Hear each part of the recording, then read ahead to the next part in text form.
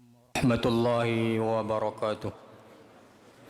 الحمد لله نحمده ونستعينه ونستغفره ونعوذ بالله من شرور أنفسنا ومن سيئات أعمالنا. من يهده الله فلا مضل له ومن يضلله فلا هادي له. أشهد أن لا إله إلا الله وحده لا شريك له وأشهد أن محمدا عبده ورسوله. أما بعد. Menghadap duli yang teramat mulia Tuanku Syekh Faizuddin Putra Ibni Tuanku Syekh Sirajuddin Jamalul Lail, Raja Muda Perlis, merangkap Tuanku yang di-Pertua Majlis Agama Islam dan Adat Istiadat Melayu Perlis MAIPS. Ampun Tuanku, patik-patik sekalian menjunjung kasih di atas kesudian duli Tuanku berangkat hadir ke program Mahrajan Ihya Masjid Semarak Dakwah yang akan diadakan di Masjid Alwi Kangar pada malam ini. Dengan keberangkatan duli Tuanku akan menyerikan seterusnya, akan menjayakan majlis pada malam ini dengan sempurnanya. Ampun Tuanku, patik memohon perkenan duli Tuanku untuk berucap kepada sekalian hadirin dan meneruskan majlis pada malam ini. Ampun Tuanku. Yang berhormat Tuan Azman bin Muhammad Yusuf, Setiausaha Kerajaan Negeri Perlis. Yang berhormat Tuan Ruzaini bin Rais, Ahli Majlis Mesyuarat Kerajaan Negeri, Hal Ehwal Agama Islam, Kebajikan dan Kerjasama Sempadan Negeri Perlis. Ahli-ahli yang berhormat Sahibun Samah, Profesor Madya Datuk Arif Perkasa, Dr. Muhammad Asri Zainul Abidin, Mufti Negeri Perlis, merangkap pengurusi Masjid Alwi, kepada tuan-tuan imam, pegawai-pegawai masjid dan ahli jawatan kuasa masjid Alwi Kangar. Sahibul Fadilah Tuan Haji Muhammad Nazim bin Muhammad Nur, Ketua Pegawai Eksekutif MAIPS. Yang berusaha Dr. Haji Hazman bin Hassan, Pengarah Jabatan Hal Ehwal Agama Islam Negeri Perlis. Sahibul Fadilah Ustaz Muhammad Salahuddin bin Datuk Paduka Muhammad, mewakili Dewan Bahasa dan Pustaka. Sahibul Fadilah Ustaz Hamad Sirajuddin Abdul Sattar, Ketua Penolong Pengarah Dakwah dan Taklim Jaiz, juga Imam Besar Perlis. Ketua-ketua jabatan, wakil-wakil jabatan-jabatan negeri dan juga persekutuan, tuan-tuan imam, tuan-tuan pengurusi masjid seluruh negeri Perlis, dif-dif jemputan, datuk-datuk, datin-datin hadirin hadirat yang dirahmati Allah sekalian. Alhamdulillah, kita panjatkan setinggi-tinggi kesyukuran hadrat Allah Subhanahu wa taala kerana dengan taufik dan hidayahnya memberikan kelapangan kepada kita semua agar dapat sama-sama hadir di majlis Mahrajan Ihya Masjid Semarak Dakwah 2019 yang diadakan di Masjid Alwi pada malam ini. Saya ucapkan selamat datang, ahlan wa sahlan, wa marhaban bikum. Mudah-mudahan kita semua diberikan kebaikan dan keberkatan daripada Allah Azza wa Jalla di sepanjang majlis ini berlangsung. Hadirin hadirat yang dirahmati Allah sekalian, sebagai makluman, sukacita dimaklumkan, Jabatan Hal Ehwal Agama Islam Perlis Jaiz dengan kerjasama Majlis Agama Islam dan Adat Istiadat Melayu Perlis MAIPS dan juga Jabatan Mufti Negeri Perlis telah menganjurkan program Ihya Masjid Semarak Dakwah secara mingguan. Pusingan paling baharu telah dimulakan pada 26 Julai tahun 2016 meliputi 101 buah masjid karya dan juga musalla Jumaat, serta bakal dilengkapkan pada malam ini insya-Allah.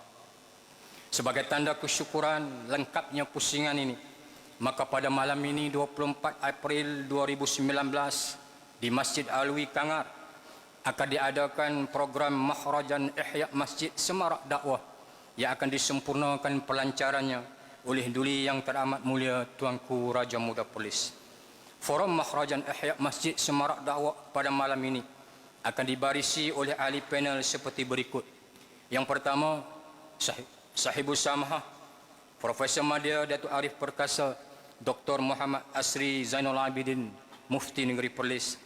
Panel yang kedua, Sahibul Fadilah Ustaz Muhammad Salahuddin bin Datuk Paduka Muhammad yang akan dipengurusikan ataupun moderatornya, iaitu Al-Fadil Ustaz Ahmad Sirajuddin Abdul Sattar Al-Hafiz. Hadirin sekalian, majlis pada malam ini dimulakan dengan tayangan multimedia yang akan dipersembahkan oleh Suara Sunnah Channel. Tuan-tuan dipohon untuk menyaksikannya. Dipersilakan.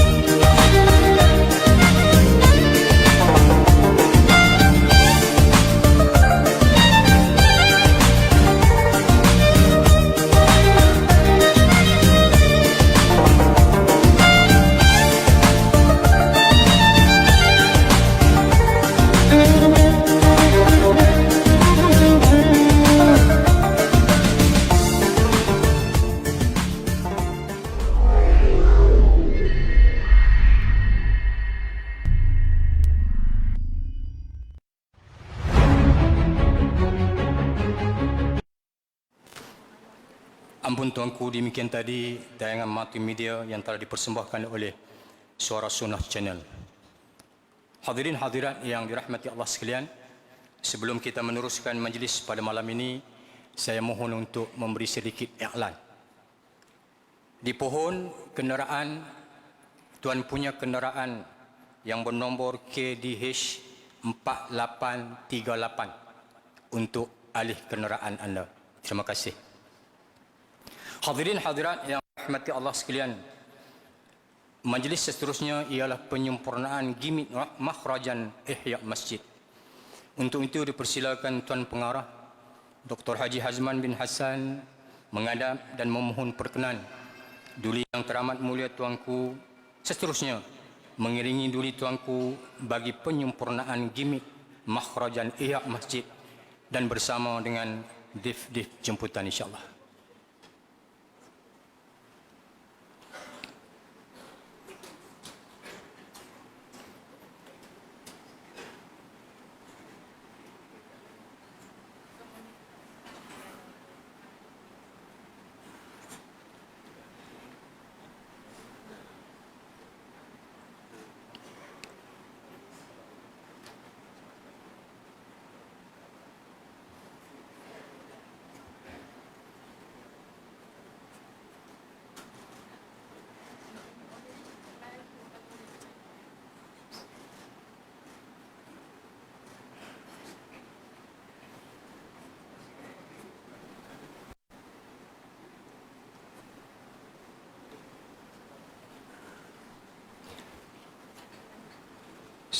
menjunjung kasih tuanku. Seterusnya, Majlis Ihya Masjid. Kita memberi kepada 4 penerima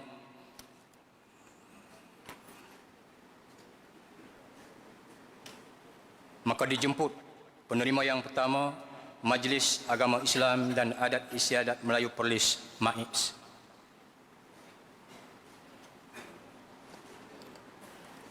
Penerima yang kedua Jabatan Mufti Negeri Perlis.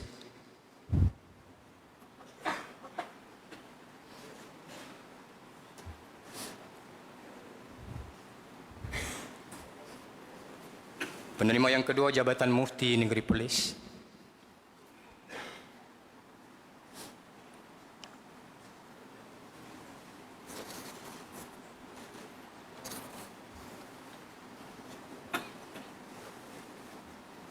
Penerima yang ketiga Jabatan Kerja Raya Perlis.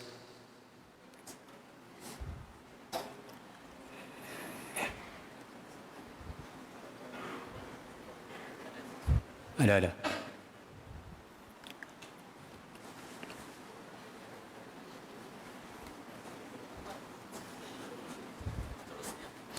Seterusnya penerima yang keempat Suara Sunnah Channel.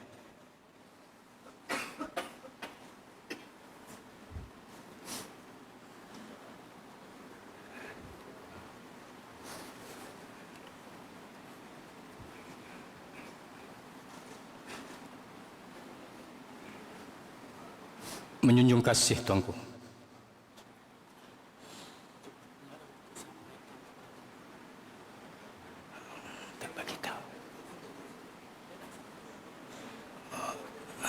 Okey, seterusnya ini maklumat terkini. Dijemput Tuan Pengarah untuk mengurniakan cendera kenangan kepada duli tuanku.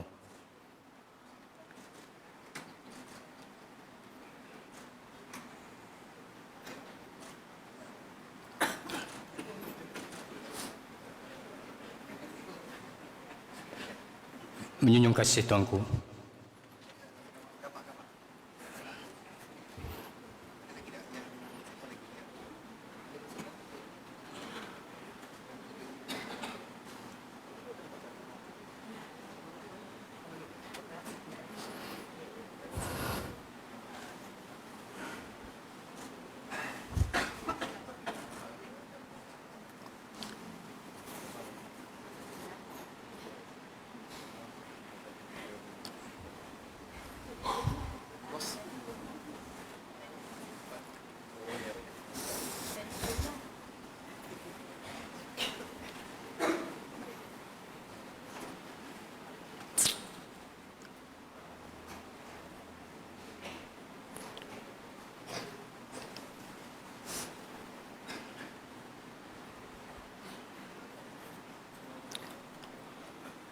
Ampun tuanku, hadirin hadirat yang rahmati Allah sekalian.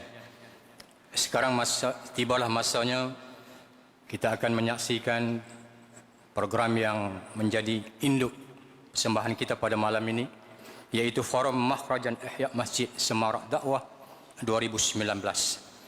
Bagi meneruskan acara forum pada malam ini, saya dengan segala sukacitanya mempersilakan Sahibul Fadilah Ustaz Ahmad Sirajuddin Abdul Hastal Al-Hafiz sebagai moderator, dan insyaAllah seterusnya akan menjemput 2 gandingan panel pada malam ini. Forum kita ialah Forum Makhrajan Ihya Masjid Semarak Dakwah 2019. Falyatafaddal masyura.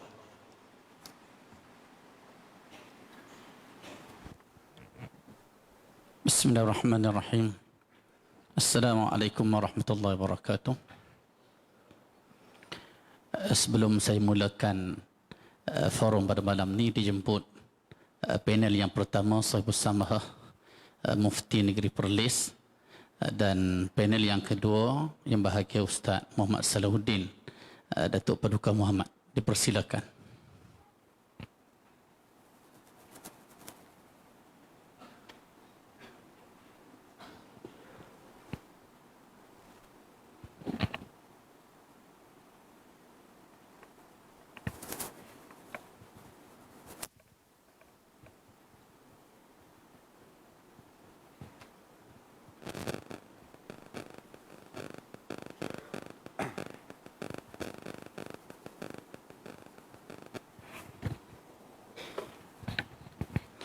Alhamdulillah wassalatu wassalamu ala Rasulillah wa ala alihi wa sahbihi ajma'in.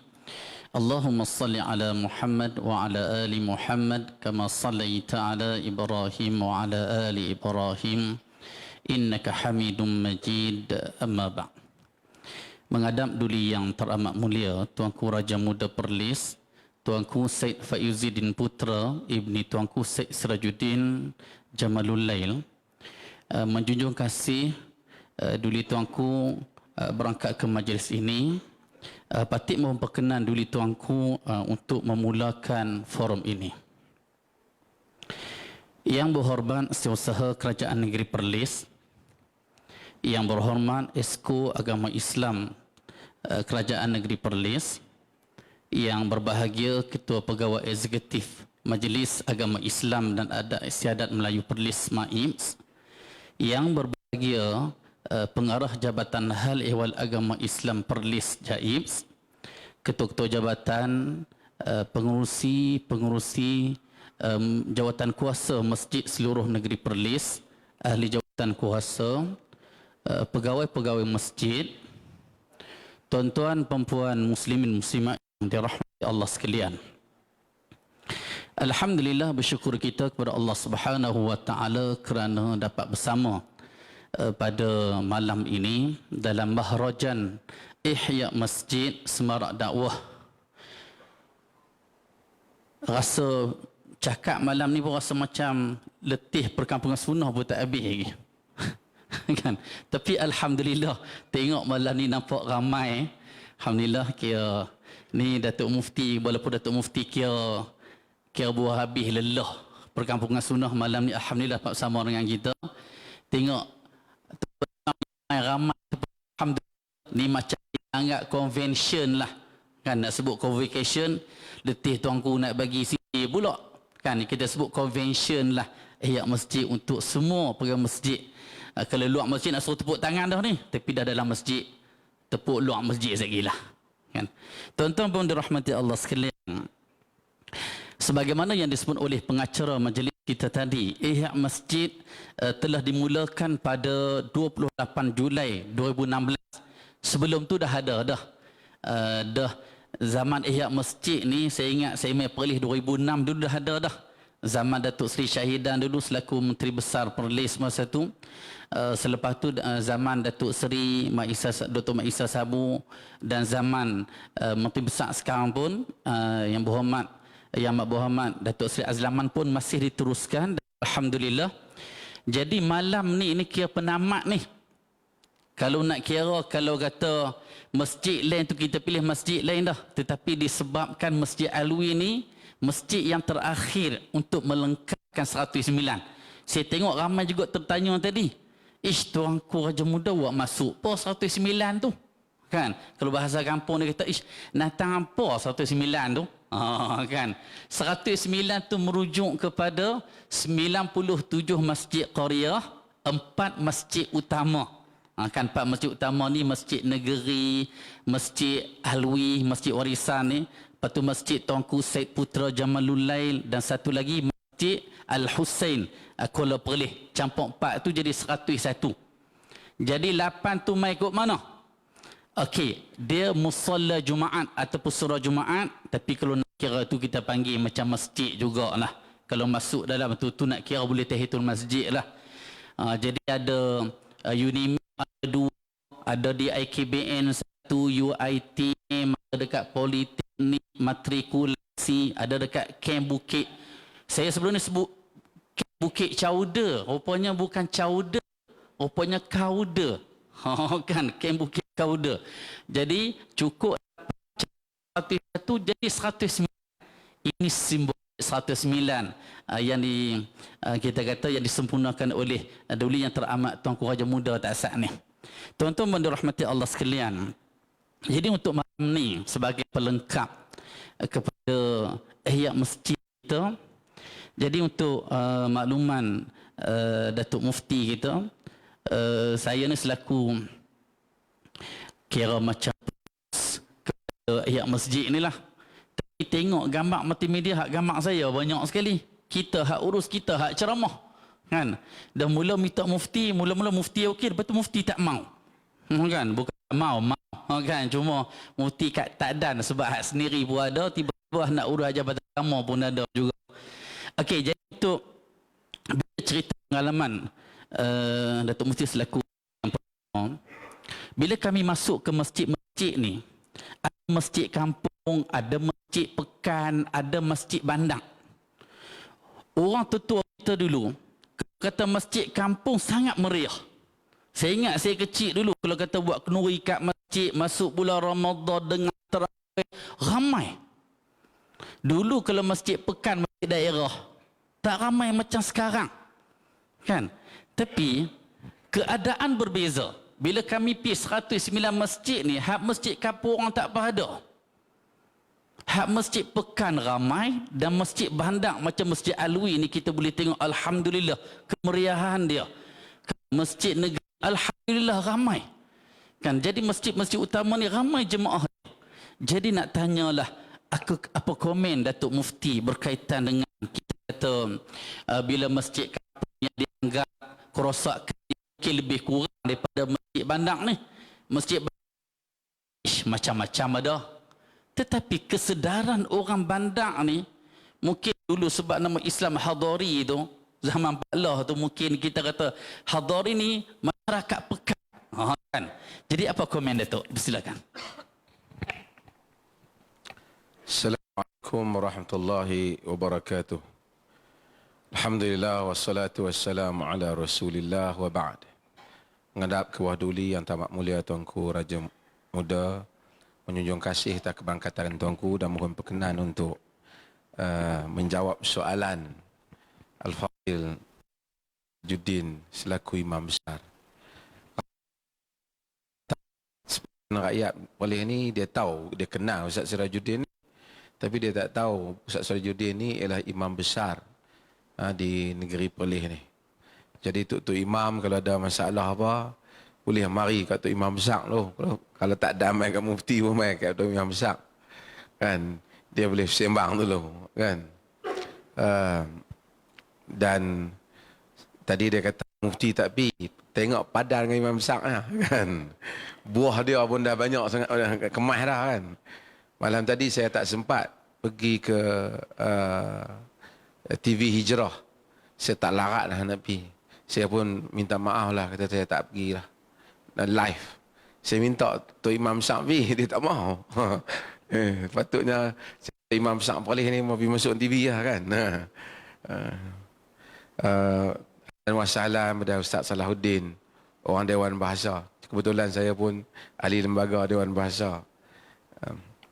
Hari ini saya cuti, tapi saya buat 3 benda lah. Pagi-pagi Ustaz Najdi main rumah. Nak buat rakaman di surau saya. Jadi buat rakaman kutipan zakat fitrah untuk MAIPS tahun ini. Di atas arahan Big Boss Ustaz Nazim. Jadi bosku.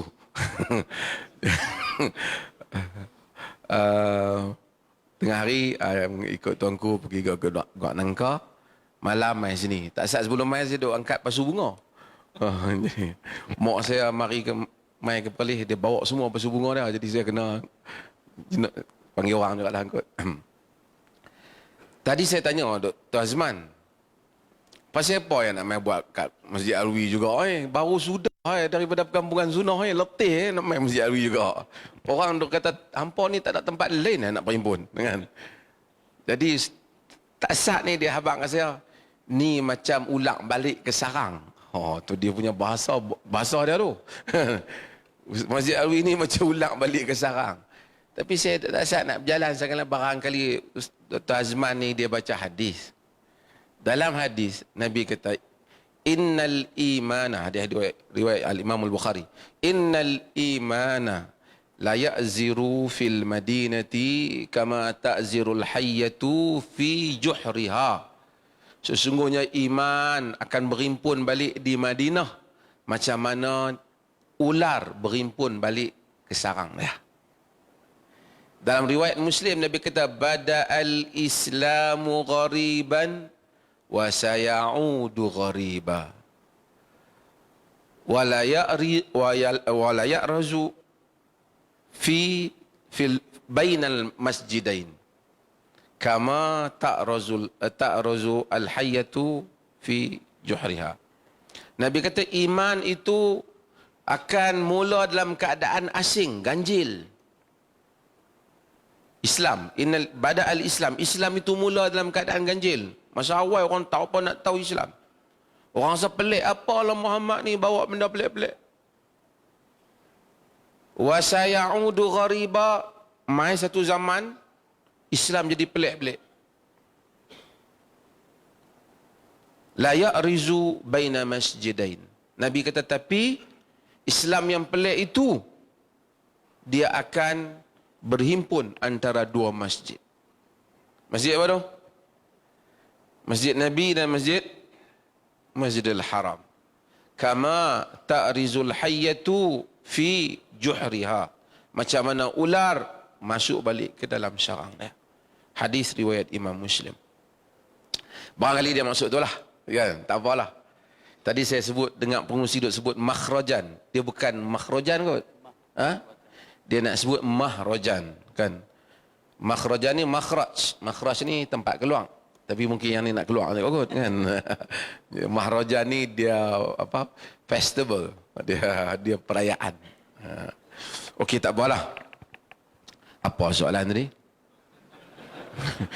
Lain orang tanya, lain biulai. Tentang masjid kampung. Ya.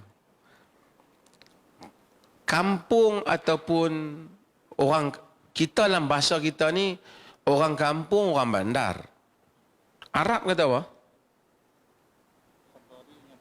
Hadari dengan badui. Kan?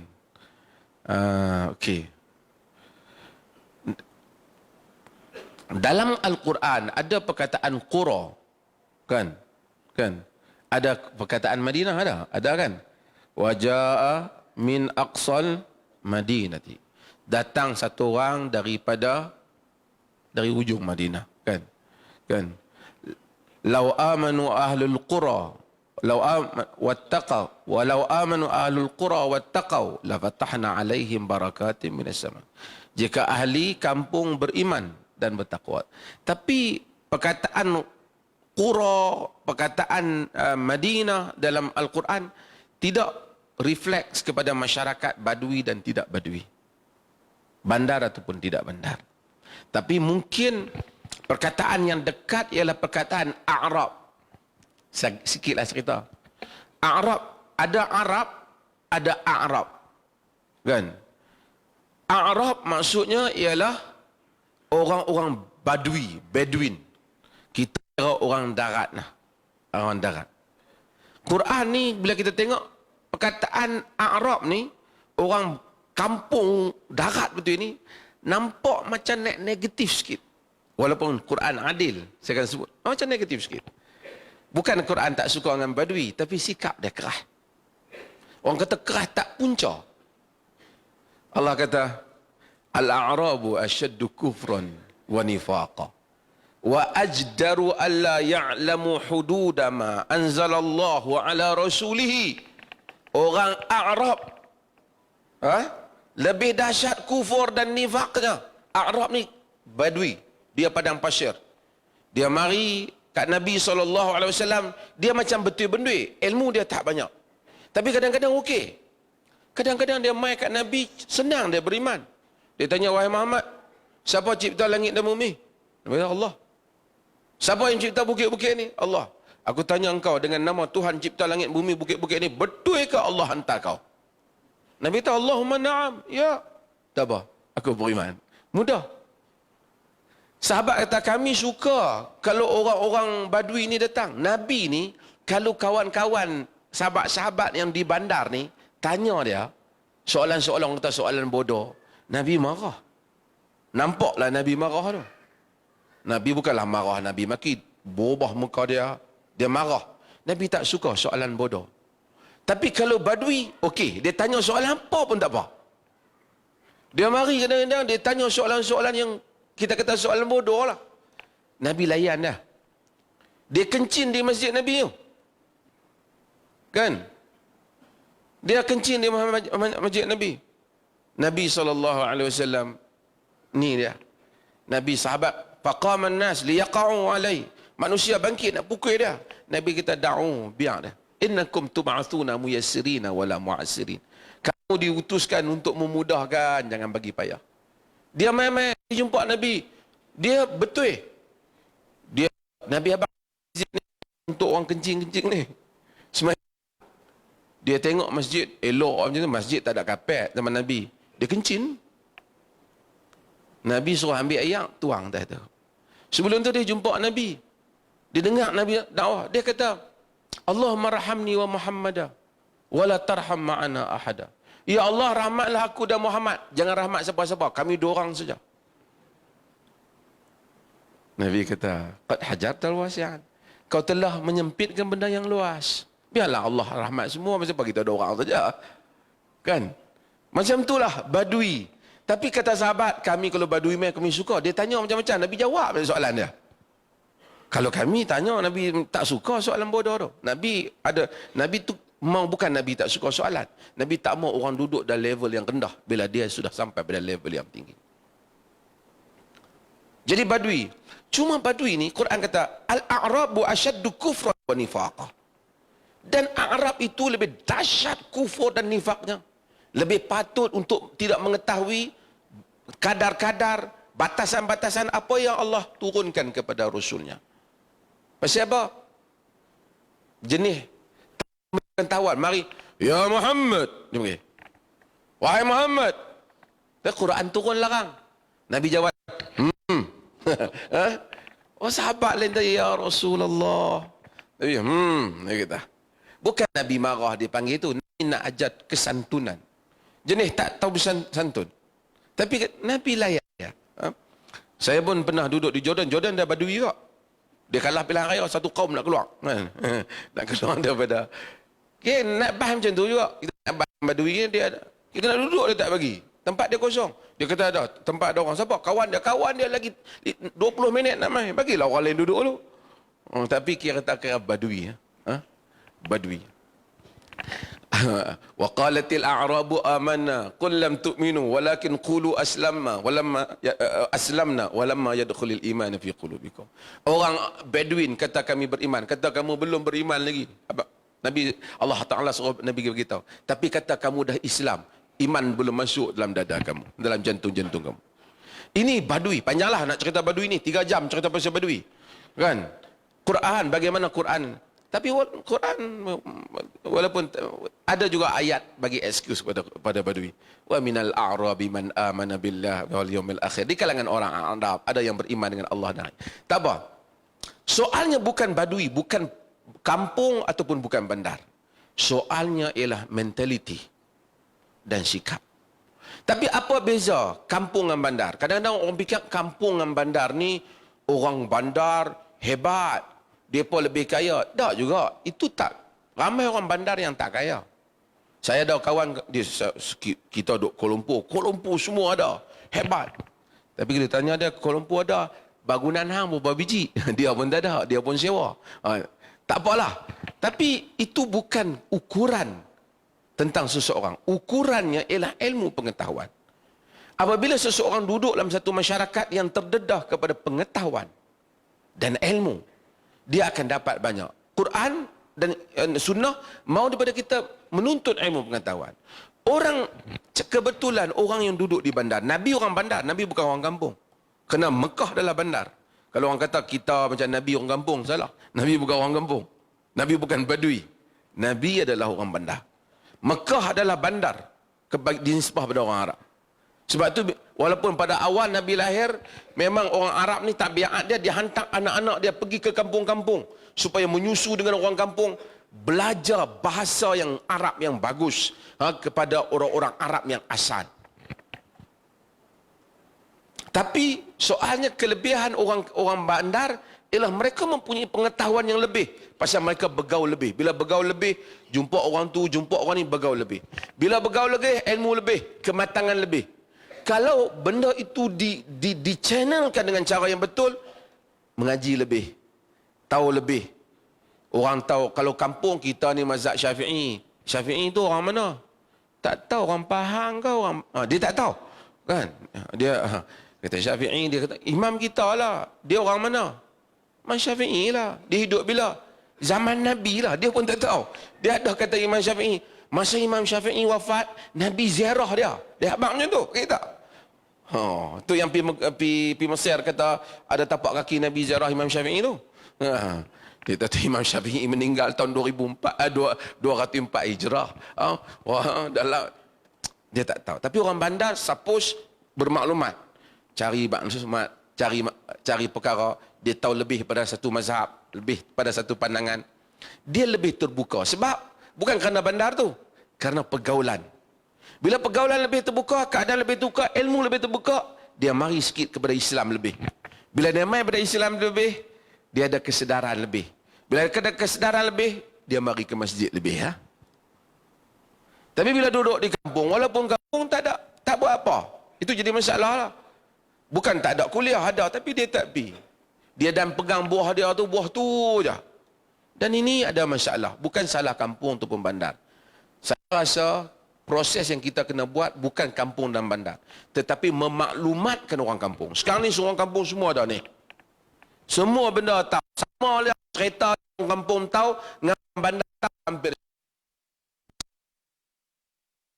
Kafe yang tu bersembang di kedai kopi, kan? Tapi hampir sama.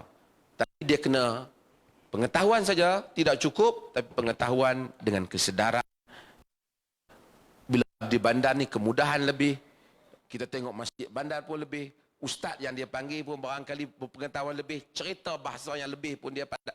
Baru ni kita panggil satu ustaz cerita tentang Bitcoin. Satu masjid. Ada orang kata bagus cerita. Saya tanya cerita pensyarah Unimap. Bagus cerita. Seorang main mengadu saya. Apalah awak main penceramah, apa pun orang tak boleh faham. Jadi satu ceramah tu 2-3 orang bagi pendapat, kan. Tanya kerja apa? Oh, kita tengok kerja tak apa. Kita tak salahkan dia. Kan dia bukan bidang dia. Tapi ini bukan kampung dan bandar.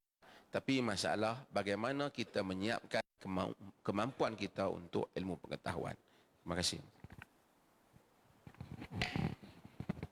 Okey, terima kasih Datuk Mufti atas persoalan yang pertama berkaitan dengan masyarakat kampung dan masyarakat bandar tentang pengimarahan masjid. Dapat kesalah bila kita buat program masjid, masjid tu kalau nak tengok muat 300-400 orang. Jemaah yang mahir masjid tu dalam 30 orang. Itu pun nak buat masjid baru untuk 1000 orang. Jadi kita pun confuse juga. Hantar surat ke Jaib macam tak layan, hantar ke Maim pula. Lepas tu Ustaz Nazir pun hantar semula ke kami. Jadi pakat pusing macam itulah. Kan? Jadi macam mana kita nak mengimarahkan masjid? Kalaulah masjid tu penuh, buat permohonan baru untuk masjid baru, rasanya dapat diluluskan insya-Allah. Kan? Jadi tuan-tuan dan dirahmati Allah sekalian, penghujung 2018 Maim telah memutuskan untuk merehatkan hampir 32 orang imam lah. Hak 25 tu tak betul itu. Sebenarnya 32. Nasib baik mufti baru tahu 22. Kan? Maksud lebih ramai. Ni tak apalah, media pun dah lah ni dah senyap lah ke dah. Okey, jadi 28 tu dipersarakan sebab umur lebih 60 ke atas, ada yang 70 ke atas, ada yang 80 ke atas.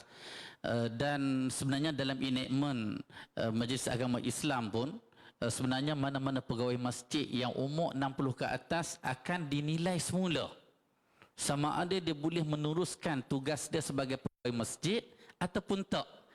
Jadi kita buat selidik dah daripada pertengahan tahun 2018. Jadi seramai 28 orang imam dipersarakan.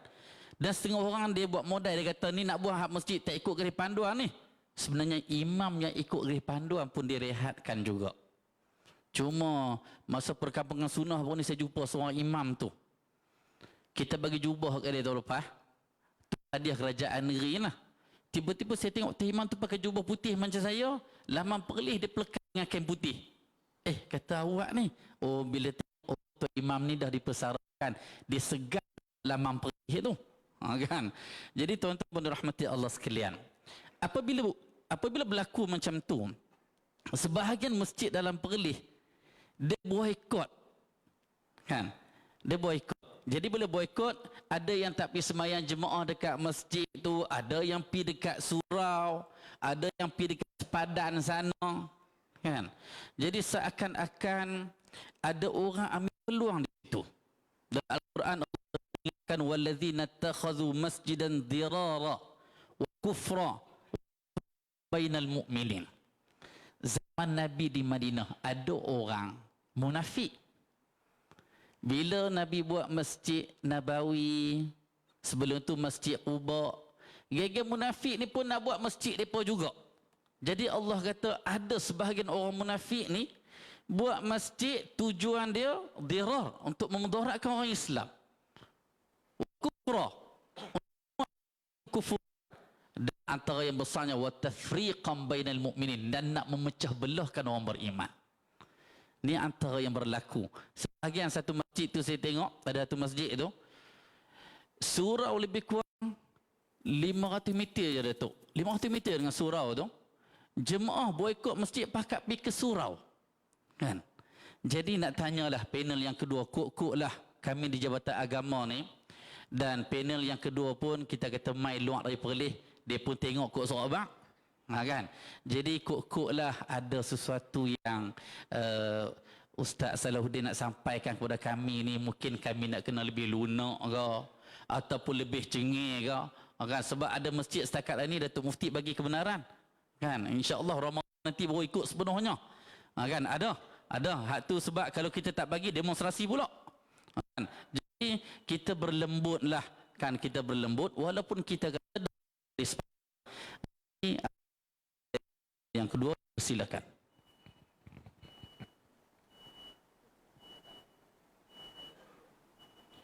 Okey, kita bagi ruang untuk azan terlebih dahulu. Lepas tu kita sambung dengan panel yang kedua.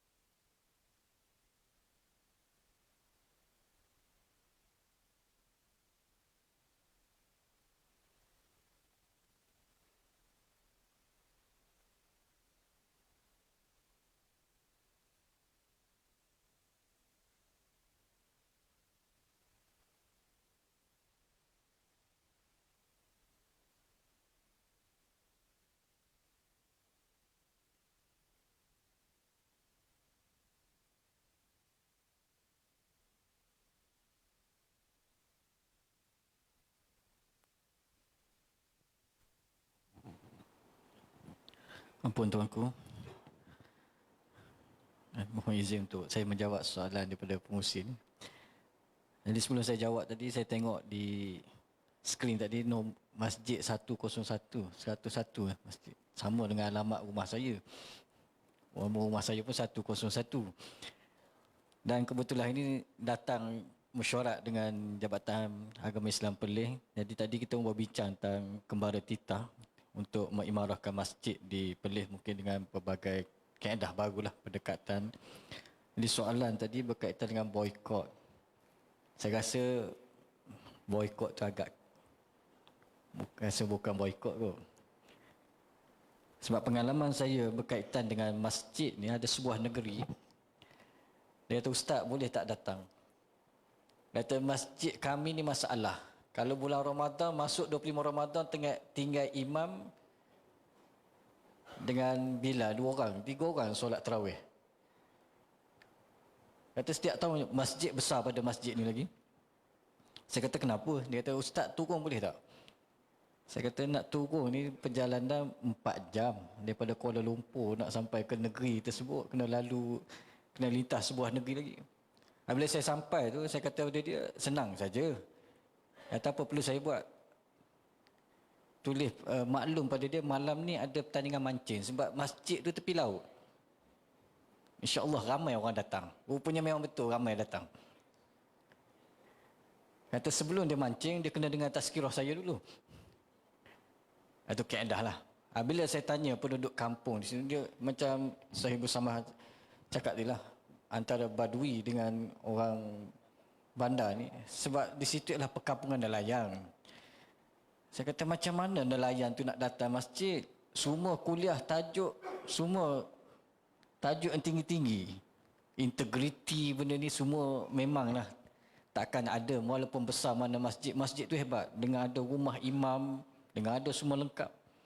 Tapi saya pergi, saya kata apa masalah sebenarnya? Masalah kami pertama ustaz, nak ambil wuduk pun tak pandai. Kami yang semayang pun dia tak semayang. Sebab kawasan mereka begitu. Masjid dibuat besar tu ialah untuk menarik mereka. Cuma cara pendekatan kita sebenarnya, kadang-kadang yang isu Perlis baru ni pun bukan saya baca dari surat khabar je. Orang di masjid yang kena buang pun telefon saya.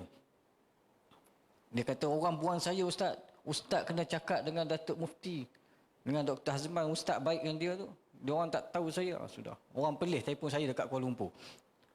Saya kata macam mana dia ada nombor saya? Tapi saya jawab, sebagai hamba Allah SWT ni, semua tu ujian. Apa yang berlaku ada hikmah dan jangan kita marah pada mufti. Dia kata ustaz ni orang mufti je. Saya kata saya bukan orang mufti. Saya bercakap dari segi sudut agama bahawasanya kita melihat. Cuma kita kata boikot, saya rasa bukan boikot. Mula-mula biasalah. Orang perasaan merajuk tu mesti ada dalam diri manusia. Sebagaimana kita lihat kisah Abu Nurair. Yang mana bila Rasulullah tengok dia tak datang semayang, asalnya kanak-kanak ni pergi semayang, Rasulullah kan pergi turun mendekati dia. Jumpa dia, dia kata kenapa tak datang solat? Burung yang saya bela tu dah mati. Rasulullah kata semoga burung tu dapat rahmat. Datuk Mufti tak? Kisah tu. Mana dihurai oleh Imam Syafi'i pula tentang 40 kelebihan. Kalau tengok dalam Fathul Bari Syarah Sahih Bukhari. Tentang kelebihan. Semua pendekatan kita lah. Peringkat awal bukan boikot lah. Saya rasa mungkin rasa tidak puas hati tu ada dalam naluri manusia tu. Sampai sekarang pun ada lagi yang telefon. Ini yang lain pula telefon saya. Saya kira orang Perlis telefon saya. Dia mengadu, saya kata jangan marah. Kita hati Allah, hati Rasul, uli amri minkum. Kata yang putus tu, atas lagi tu kita kena ingat. Kita ada uli amri. Jadi sikap kita dalam hal ini perlu ada sikap berlapang dada. Sebab sebagai hamba Allah SWT perlu ada sikap ni. Jadi saya terpaksa jawab begitu sebab apa? Innama mu'minuna ikhwatun. Fa aslihu baina akhawaikum. Itu dinyatakan dalam soal Hujurat ayat 10 bahawasanya kita ni orang Islam ni orang yang beriman dan kita cuba cari jalan penyelesaian antara kita ni berbaik-baik. Jadi nak berbaik-baik ni ada beberapa kaedah sebab kita lihat dalam kalangan penduduk yang tak datang semayang ni mungkin peringkat awal dia ada generasi muda, generasi yang apa yang dewasa ni dan yang tua. Biasa yang tua ni akan bercakap marah dengan situasi begini, tapi kita kena lihat yang tua ni ada dua pula. Ada yang bentuk pelepah pisang, ada yang bentuk pelepah kelapa. Yang pelepah pisang ni memanglah kita tengok pokok pisang, kalau dia dah kering, kena tarik turun baru dia jatuh. Mungkin keras sikit lah cara kita layan yang macam tu. Kalau pelepah kelapa, tak payah cakap, dia turun sendiri. Kan? Pelepah kelapa dia turun, tapi pelepah kelapa dia turun, dia memberi manfaat pada orang. Beza dengan pelepah pisang, apabila tarik, dia tak ada manfaat dah. Tak boleh guna dah pelepah pisang yang kering. Tetapi pelepah kelapa yang kering, kita tarik dia, dia jatuh, dia turun tu, dia ada guna. Jadi kita kena beritahu pada dia lah, mendekati ada guna. Sebab pelepah kelapa boleh diguna lagi, apa lagi, buat baja. Lepas tu dia punya, tu boleh buat lidi, penyapu, semua ada guna.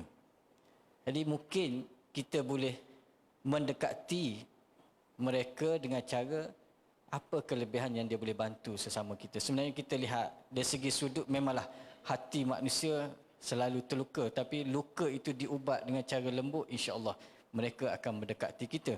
Kalau kita ubati luka tu dengan kita tambah luka lagi, maka dia akan ada kesan dalam sikit tu. Nak pujuk tu makan masa sikit lah. Jadi mungkinlah sikap, tak apalah, dia kata, macam pengusi kata tadi, dia pergi surau daripada masjid, tak apalah, dia solat juga kan. Cuma kita lihat di sini kesan nilai iman dalam kalangan kita yang solat di masjid. Semua dalam solat, sujud pada Tuhan yang satu. Semua imam Allah Akbar, semua turun sujud.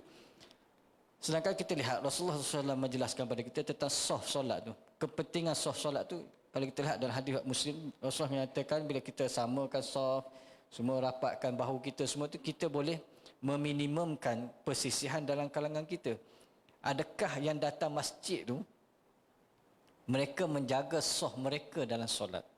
Selama ni dia solat, adakah mereka jaga? Jadi kita mulakan daripada sekarang dengan konsep menjaga, rapatkan saf sesama kita, tetapi kita kena buat 4 perkara. Pertama, kita kena buat mereka berfikir. Berfikir dengan cara yang ilmu, macam kata Datuk Mufti tadi lah, kita beri maklumat yang baru kepada mereka bahawasanya apa yang berlaku, kita masih berkawan. Yang kedua, bersosial. Sosial penting. Kita buat aktiviti macam baru ni saya buat di Kuala Lumpur, kenduri bahasa Masjid Jami'. Orang kata apa ni ustaz, pergi makan ke? Saya tidak buat program makan. Kalau bunyi kenduri, orang mesti nak makan. Rupanya kenduri bahasa ni ialah orang datang dengan tazkirah. Orang datang, kita buat program. Sebab tu kita ada bersosial, beraktiviti, barulah hidup balik masjid ni. Beraktiviti, kami buat cara baru. Kalau sebut eksplorasi, orang tak datang. Dia kena guna nama Islam juga. Kembara Syabab. Letak Kembara Syabab, Masya Allah.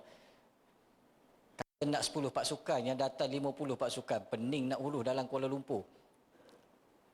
Mana kita minta dengan UNESCO supaya program ni diiktiraf oleh UNESCO menjadi KL Kota Buku Dunia ni termasuk dalam aktiviti begini. Masjid dimasukkan dalam KL Kota Buku Dunia tahun 2020. Mana Masjid Jami' akan dimasukkan dalam kategori. Bila kita buat aktiviti ni, kita nak tarik. Bila anak datang, secara tak langsung bapa datang nak tengok. Walaupun asalnya bapa dah jauh dengan masjid, dia ada sedikit pergeseran. Tetapi apabila anak dia datang, anak dia ikut dalam program tu, eksplorasi bahasa. Sebenarnya Kembara Syabab ni kita suruh mereka ni dengar tazkirah ustaz setengah jam. Lepas dia dengar setengah jam, dia kena bergerak eksplorasi tu. Kembara Syabab tu dia akan cari 5 checkpoint, semua jawapan ada dalam tazkirah ustaz tadi. Jadi kalau kumpulan tu tak dengar tazkirah ustaz, maka dia tak ada jawapan untuk dia jawab di tempat checkpoint tadi. Maka di sini kita perlu lihat kaedah kita, pendekatan kita sesama kita ni perlu ditambah baik. Ini pandangan saya lah, daripada luar saya melihat. Sebab saya pergi sebuah negeri tadi yang saya cerita tu, akhirnya selepas 4 kali saya pergi, masjid tu penuh balik. Sebenarnya masjid akhir sekali dia kata apa, yang anak-anak tak datang sebab dia kecil hati. Dia kata Sebab ada seorang AJK masjid ni tak boleh tengok kanak-kanak masuk. Budak, keluar. Masuk je, budak, belakang. Jadi satu hari kanak-kanak di masjid tu bermesyuarat. Ini nak cerita ni. Ini cerita benar, bukan cerita bohong. Lepas tu saya tanya balik kanak-kanak tu. Yang sebab jadi perbalahan tu. Dia bermesyuarat, dia kata macam mana kita nak kenakan pakcik ni. Asyik naik masjid. Balik. Jadi menyebabkan bapa dia rasa tak puas hati, dia tak nak datang masjid lah. Bawa anak aku asyik kena marah je. Sebab masjid tak mesra kanak-kanak. Jadi dia mesyuarat, dia kata, saya tanya balik anak-anak tu, dia kata ustaz, bukan saya marah. Kami tak marah dia, kami tak suka sikap dia. Dia mesyuarat, dia lipat sejadah tu, 5 lapis sejadah. Dia tak solat hari tu. Dia tunggu pakcik tu solat tahiyat akhir. Bangkit daripada tahiyat akhir, tengah sujud dia letak belakang bawah punggung. Jadi orang yang paling tinggi baca tahiyat lah. Dia lepas sudah solat dia kata, anak siapa ni buat? Saya kata tak. Bila saya pergi jumpa balik, saya kata inilah yang disebut oleh Syah Abdul Khalik pernah sebut. Dia kata disebabkan sikap orang tua-tua yang suka marah kanak-kanak dan menyebabkan berlakunya perbalahan, pergeseran sesama ibu bapa ni, inilah punca dia. Kadang-kadang kita tidak mesra. Zaman Rasulullah SAW mesra kanak-kanak. Kalau kita tengok dalam mazhab Syafi'i lah, kalau orang bercakap Syafi'i sendiri dalam kitab Mughni Muntash, kalau kita lihat kata para ulama Syafi'i, sunat dia bawa anak tu datang masjid untuk belajar solat tu duduk sebelah. Bapa anak. Kalau di KL dulu, kalau di Selangor kalau bawa, dia akan jelim gini. Sebab kita takut putus sah kan. Bawa kanak-kanak putus sah. Tapi sekarang alhamdulillah, orang sekarang tak kisah dah. Mana saya ambil masa dekat 7 tahun juga nak betulkan tu. Nak betulkan untuk 10 masjid. Nak betulkan sekarang ni dah boleh bawa anak datang tarawih, anak tu semua. Kita memerlukan kaedah pendekatan yang lebih hikmah. Bukan senang. Peringkat awal ialah kita nak tutup mulut orang, tak boleh. Tapi kita biarkan orang kata, kita teruskan buat benda baik. Kalau kita dengar orang kata, kita pusing balik nak jawab, kita habis masa. Habis masa layan kenah ni, kita teruskan sebab orang ni lama-lama dia akan faham. Dan dia akan jadi orang yang belajar dengan kita. Semacam ada orang marah pada Datuk Mufti. Setiap kali saya pergi kuliah di masjid tu, dia setiap kali saya datang, dia kata, Ustaz, itu kawan Ustaz tu. Masa sama-sama dekat Jordan. Saya kata, kenapa marah dia? Saya kata, kita jangan bercakap berdasarkan persepsi. Saya kata, apa yang saya sebut kuliah maghrib ni sama dengan Datuk Mufti sebut kat Perlis. Oh ya ke? Oh, kalau begitu tak salah. Nanti saya dengar YouTube dia. Dia tak dengar lagi YouTube. Lepas tu dia tengok YouTube Datuk Mufti, baru dia kata, sebenarnya kami selama ni persepsi. Inilah permainan media, suat khabar, macam isu di Perlis lah. Kalau saya tengok, sebenarnya tak ada apa pun. Sebab kerana jari yang nakal, dia taip dalam harian Metro, maka benda tu jadi panas. Sebenarnya kalau tak dipanaskan, benda tu tak jadi apa. Dia akan jadi, kalau kita tangani dengan baik, menyantuni, sebab saya tengok tadi, tajuk menyantuni.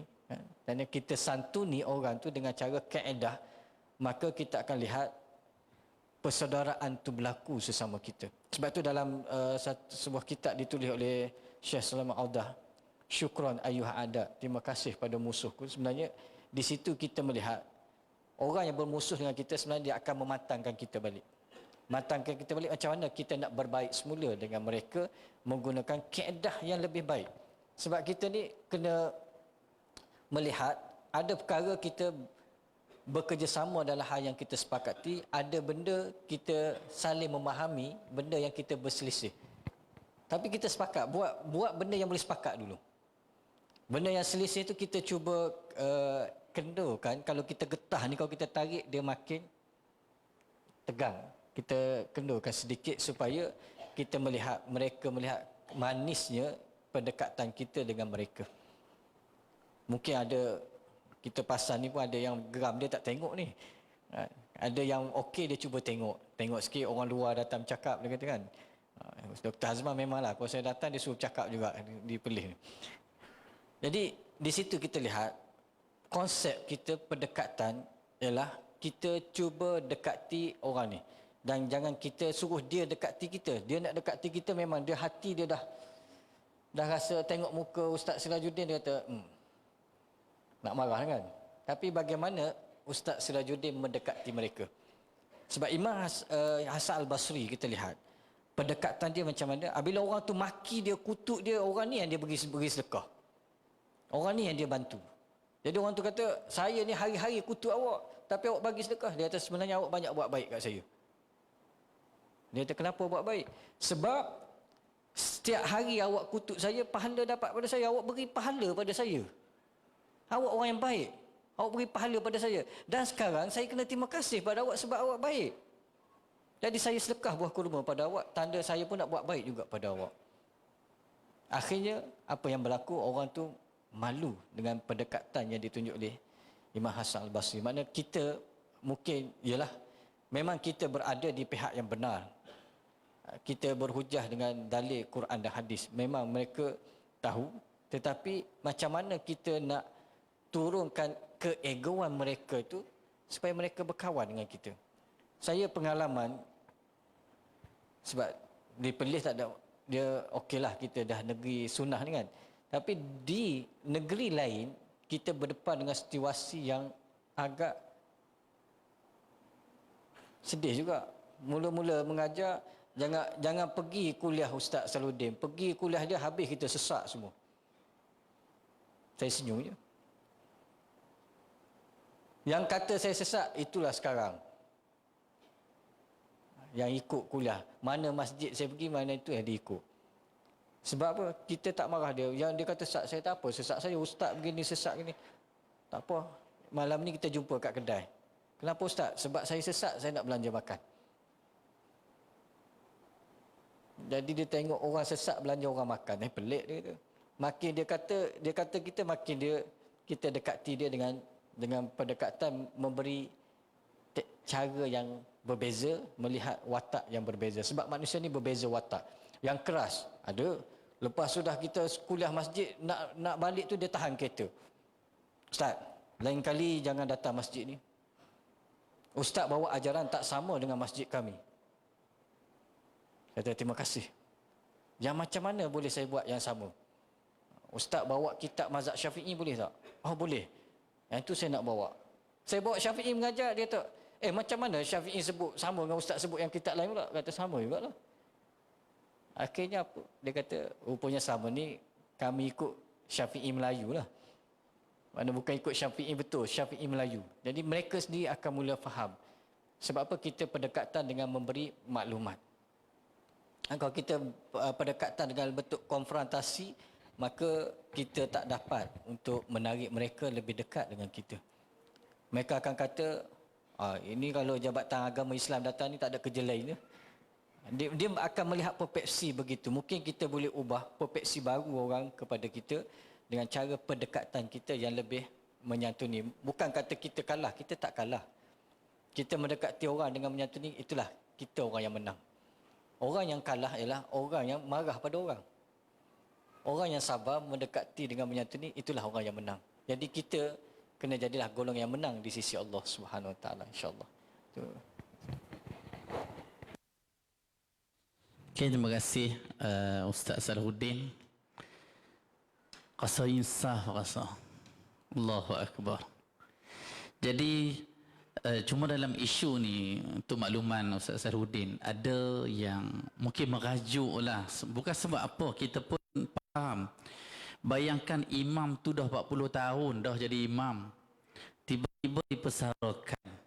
Jadi merajuk anak jemaah ni sampai di masjid tu. Hak tu yang kita nampak besar tu. Okey, untuk saya teruskan pusingan yang kedua ni. Kita pukul berapa dah ni? Ni sampai pukul 12 ni.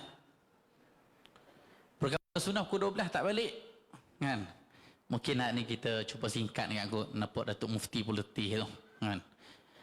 Mungkin kita bagi seorang 10 minit lah untuk pusingan ni. Okey Datuk.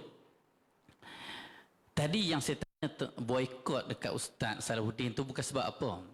Sebab bila kita hantar imam yang baru, pergi ke masjid-masjid tertentu ni, anak jemaah tak boleh nak terima. Dia kata ni bukan cara kami. Kami dah 30 tahun dah buat cara macam lain. Tiba-tiba mai imam ni buat bid'ah tempat kami. Oh, dia sebut bid'ah tu, mai tempat kami ni.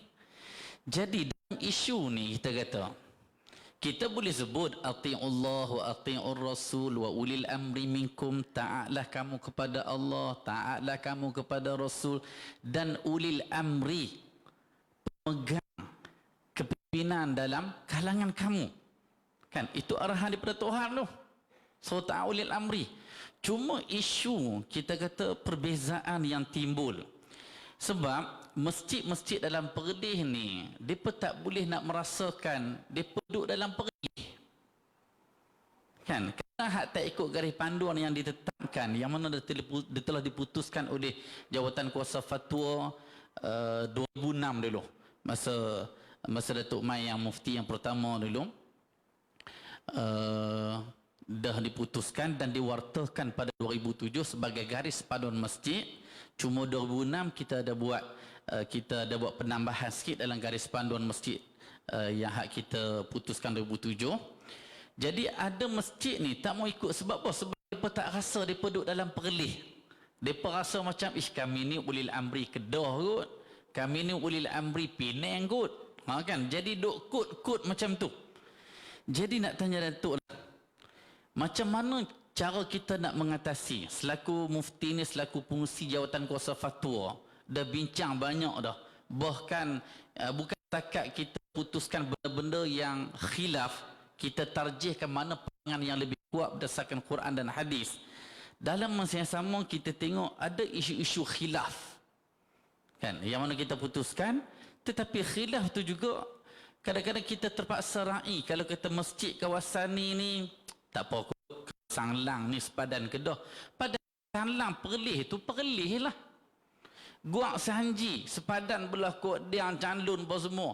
Hak Kedahnya Calun dengan Kok Diang. Hak belah Guak Sanji tu Perlis lah. Kan?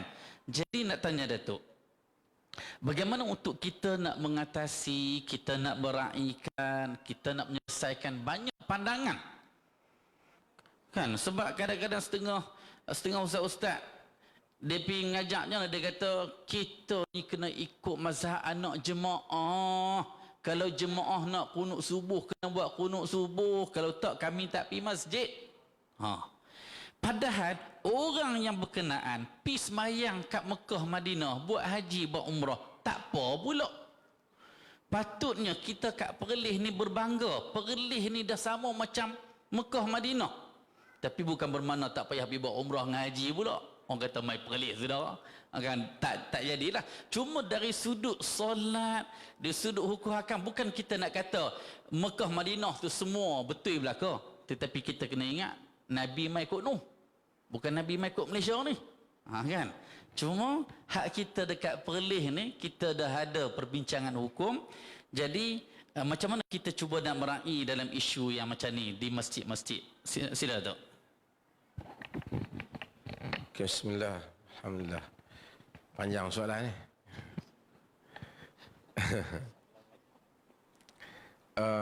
Sebelum tu sebelum saya lupa tadi pasal ada hadis tu, takut mungkin yang Ustaz Salahuddin sebut tu saya lengkapkan dia punya cerita tu. Abu Umair ni yang main dengan anak burung tu, hadis diriwayatkan oleh Bukhari, diriwayatkan oleh Imam Muslim dan selainnya, diriwayatkan oleh Ibn Hibban. Dia ni ada akhun li Anas. Dia saudara kepada Anas bin Malik. Anak kepada Abu Talha. Dia ni kecil dia kata wakana, Nabi kata Anas wakana yulatifuna. Nabi ni dia baik, mesra, memang melawak sampai dengan budak-budak pun dia layan Nabi ni, kan? Jadi dia ni dia panggil Abu Umair ni, budak ni, dia ada anak burung tu, dia main tu, Naghr. Jadi Nabi musik dah, ya Abu Umair ma fa'ala an-nughair. Wahai Abu Umair, bunyi tu sedap. Ya Abu Umair ma fa'ala an-nughair. Wahai Abu Umair, apa yang anak burung buat? Nabi layan dia. Satu hari bapak dia Abu Talha tak ada. Dia sakit, dia meninggal Abu Umair. Dia meninggal masa kecil. Tapi dia tak ada ambil masjid. Bukan cerita di masjid, dia cerita Abu Umair. Tak apa. Apa soalan tadi kan? Merak ni kan, nak cerita sikit perempuan Perlis ni. Di Perlis ni, pertama orang kata Perlis ni lah lain daripada negeri lain semua. Jadi minoriti. Saya nak beritahu pertama, amalan di Perlis ni dia tak minoriti. Amalan ni majoriti. Hak tu dululah. Sekali saya cerita pasal fatwa tu. Apa dia yang kita kata hak di Perlis ni yang buat yang minoriti ni? Yang tadi Ustaz dia kata bismillah pelan semayang. Okey, siapa yang bismillah pelan dalam dunia ni? Pertama, mazhab yang bismillah pelan, mazhab Abu Hanifah. Mazhab Abu Hanifah ialah mazhab Hanafi, ialah mazhab yang paling banyak dalam dunia ni pengikut dah. India, Pakistan, Iraq, Mesir sebahagiannya, China, semua ni Hanafi. Semua bismillah pelan. Bismillahirrahmanirrahim. Alhamdulillahi rabbil alamin. Ni sebab apa Hanafi majoriti? Sebut jugalah supaya saya adil. Sebab dulu kerajaan Osmaniyah Turki mereka Hanafi.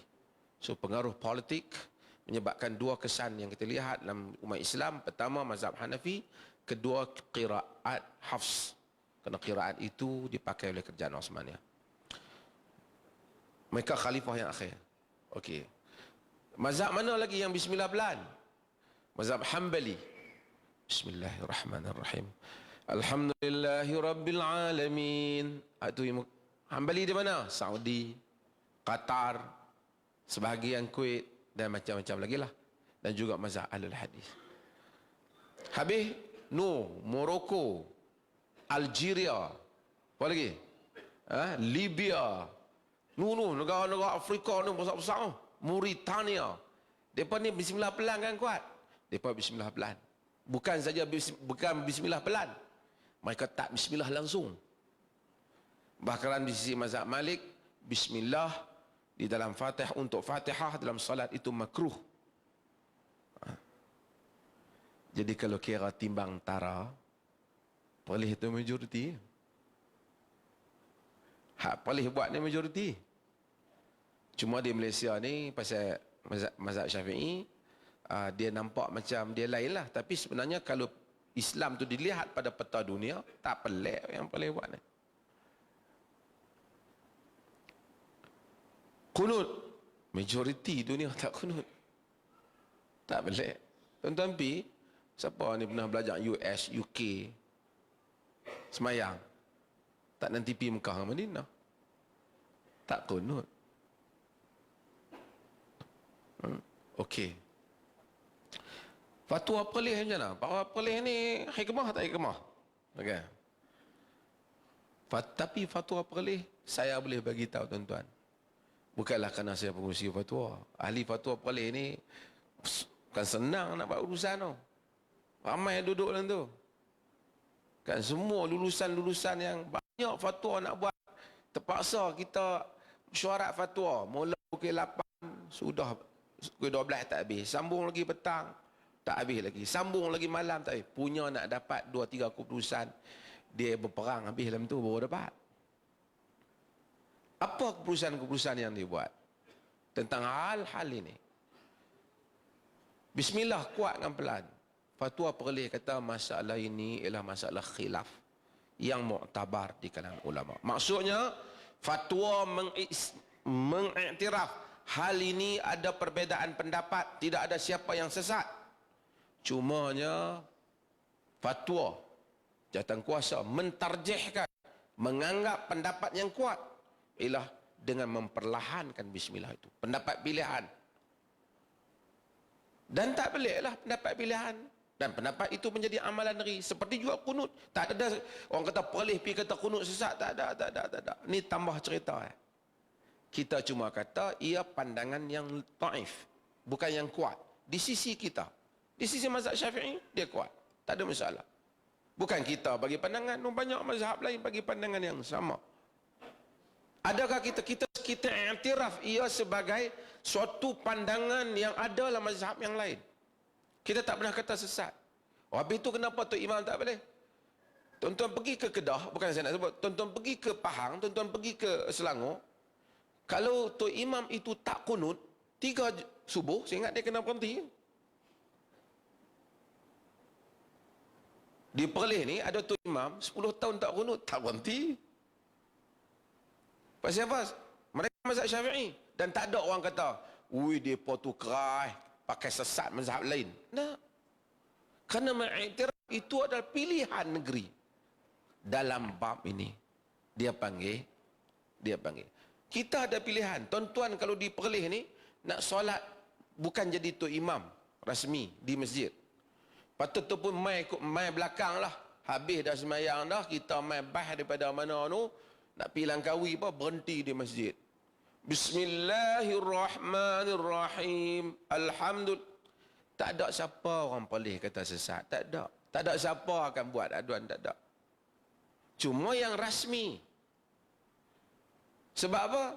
Sebab orang Perlis tak pernah dia pergi masjid lain, negeri lain dia tak pernah komplain tentang Tok Imam baca bismillah kuat. Dia tak pernah komplain. Tak pernah saya dengar. Sebab dia faham, cuma dia tahu ini pilihan negeri. Pilihan negeri macam mana?